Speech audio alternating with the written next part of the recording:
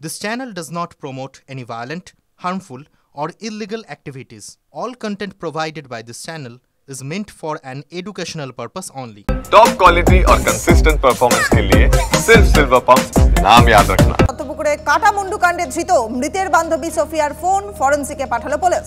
তদন্তকারীদের প্রাথমিক অনুমান সোফিয়ার স্বামী জলিলি খুন করে মুন্ডু নিয়ে বেপাত্তা। ঘটনার দিন সকালবেলা বামনগাছি স্টেশন থেকে বেরিয়ে যাবার পরে খবর পেয়েছে পুলিশ। কলকাতা স্টেশন থেকে ট্রেন ধরার জন্য অপেক্ষা করতে দেখা গিয়েছে সিসিটিভিতে। আর তারপর থেকেই খোঁজ নেই জলিলের।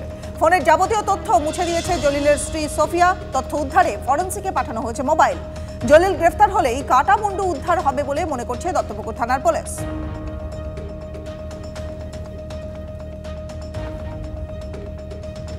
বাংলাদেশের খবরে নজর রাখতেই হচ্ছে গাজীপুরে সংঘর্ষের পরে ফের উত্তাল হয়ে উঠল বাংলাদেশ। ময়দানে একদিকে সমন্বয়ক জামাত বিএনপি এবং অন্যদিকে আওয়ামী লীগ। দুই সমন্বয়ক হাসনাত আব্দুল্লাহ এবং সার্জিস আলম আওয়ামী লীগের উপরে হামলা নিদান দেওয়ার পরেই উত্তাল গাজীপুর এলাকা।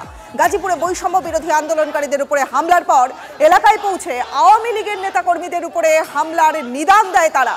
আর এই খবর ছড়িয়ে পড়তেই দফায় দফায় বিক্ষোভ শুরু হয় গাজীপুর এলাকায়।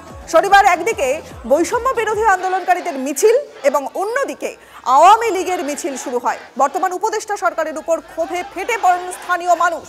অস্ত্র হাতে গোপালগঞ্জে বিরাট মিছিল করে স্থানীয় জনতা।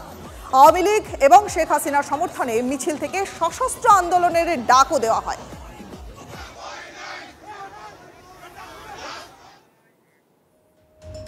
আর বাংলাদেশে শুরু হয়েছে অপারেশন ডেভিল হান্ট। চলছে সেনাবাহিনীর কড়া তল্লাশি। গতকাল সন্ধ্যাবেলা থেকে গাজীপুর সহ একাধিক এলাকায় সেনার অভিযান চলছে সেনা টহল।